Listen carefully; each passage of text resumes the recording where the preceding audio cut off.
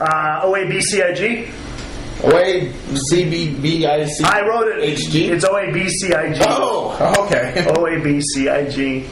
Oblate, Arthur, Battle Creek, Ida Grove. Odeboldt, Arthur, Battle Creek, Ida Grove. Mm-hmm. Yep. That's a mouthful. Ida Grove is where they had a Pizza Hut that's on a lake. Really? Yeah. It's on a lake, Pizza Hut. They have a castle wall too, and they have a big model airplane. Why were you in Ida Grove? Drove through it. Oh. Drove through it. I didn't stop. Oh. I didn't stop. Of course you didn't stop. Clarinda Academy 20. Yeah, 63-20 over Clarinda. I spell it with a U. Clarinda Academy. Winless. The Eagles. Winless Clarinda Yeah. Academy. Bad having the Eagles nickname, Clarinda Academy and Heartland. Both of the Eagles in there now. Unless you're the Philadelphia Eagles, and then that's the best nickname you can have. But that's neither here nor there. Besides the Seahawks.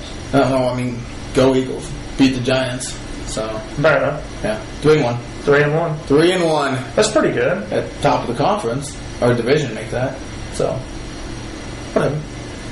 Anyway, yeah, the Eagles. The Eagles. Clarion Academy Eagles lost. Eagles. I think that brings us to the big game of the week. The big one. You want the big one? We got the big one.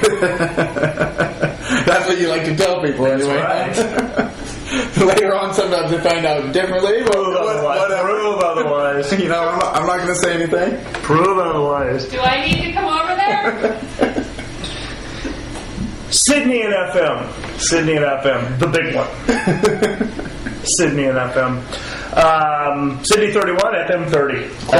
Close game. Ends number of streaks. It ends FM's, they had 13 the year before and 5 this year. So it ends their 18 game winning streak, or 23 game. 23, you said 13-5. 13, you're right, 18 game winning streak. Yeah. Right. Oh, 20, I think it's 23 regular season games. Sounds right. And it's, if you throw out their 11-man years and just count 8-man football, it's their first regular season 8-man loss since 2007. Really? Yeah. Wow. Which is 5 years since they lost a regular season 8-man game. That was also a loss to Sydney. The Cowboys have their number, apparently. Apparently, except for the last 2 years. Yeah. Well, you know, that state championship. Mixed in there. Old news. No, it was a thrilling game. It was a thrilling game. FM jumped all over them, stuffed it right down their throat on the ground, took a 6-0 lead. Use their physicality. They were physical. You know, and Ron Salable, and they punched one in right away, and they stifled Sydney. There was a drop pass on third down that would have been a first down. Was it Darren Sproles? It was Darren Sproles. I couldn't figure out what Darren Sproles was doing there in the first place. He came there to drop passes. That's what he did. And then he just disappeared. He just disappeared. He had to get to Green Bay to drop a pass there. There you go. Well, nobody on that field would have caught him, but. He dropped a pass, so it didn't matter. Yeah. So Darren Sproles was unsuccessful in his 8-man debut.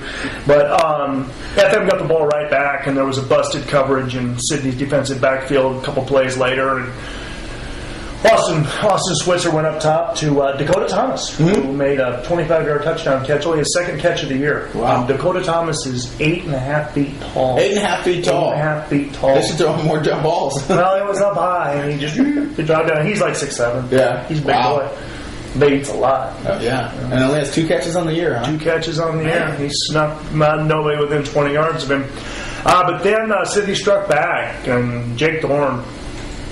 Jake the Snake. First of 2 huge plays. Just a dive. Just a straight dive up the middle. I don't even think it was a trap. I think it was just a dive. And he just whack. And FM guys went flying everywhere, and he exploded through the defensive secondary, 60 yards first. Like a bowling ball. It was. And just flying everywhere. He was winning the contact, and he went 60 yards for a score. The home crowd went berserk. You know, it really turned the game on its ear. And then shortly after that, they tied it up. I can't remember which score was second. No. The first score they had was a touchdown pass to Jake Kane. Okay. Jake Kane caught the first one, and then the very next possession was the lightning strike. It wasn't a drive. Kane caught a short touchdown Jake's just scoring left and right, huh? Yeah, Jake's all over the place. Everybody's named Jake these days. And then Thorne tied it up. Tied it up with a 60-yard run after Jake Kane caught a scoring pass of his own. and made it 12-12. And then it was, as they say, then it was on. It was on. Everybody realized this is not going to be a blowout either way. Going down to the wire, which it technically did. It did go right down the wire. FM came right back and scored on a short run, and then Chris Osborne got in the act, 25-yard touchdown catch from Noah McKeever. McKeever couldn't miss. He was throwing lights up, throwing really, really well, running the ball hard. But Cindy chose to kick the extra point on that one. Okay. Chose to kick, and they made it. And that turned out to be the difference. That was the difference in the game. But Donnie told me it was important to them to go into the halftime and go in the locker room with the lead. When's the last time somebody's led FM in half? Yeah, huge long time. Right. And it looked like they might stretch it. They came right out, and Osborne shook loose again, and for a score, and they went up 25-18. And it looked just for a second like Sydney might just be too fast and about to open it up. But then FM, I think Sydney's defense started to show the effects of being pounded on. And FM... It wears on you.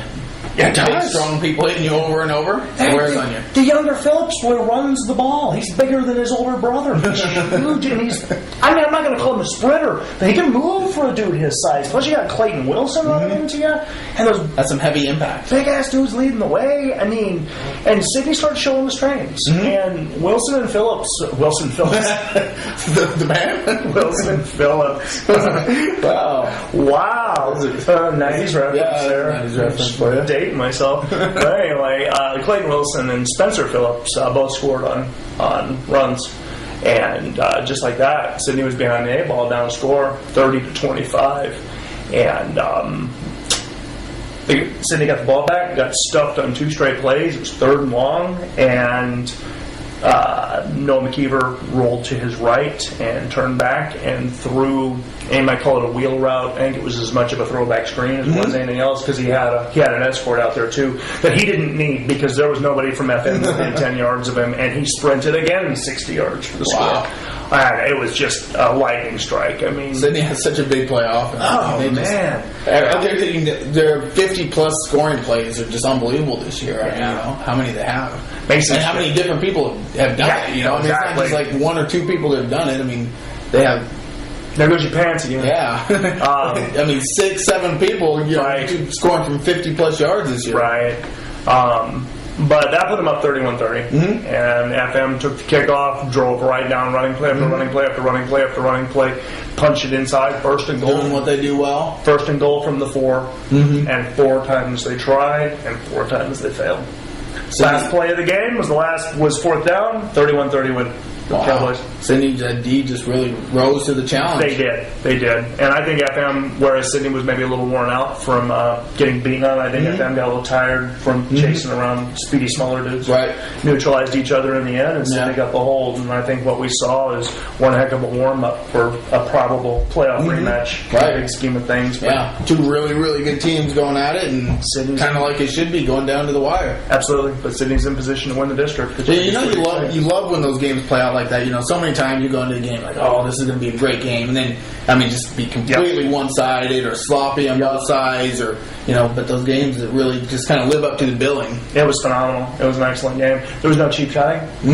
No real trash talk. Both fan bases were pretty civil. It was what high school sports is supposed to be. Nice. But that's it for the week. That's it for the week. Big week. We'll be back with some previews.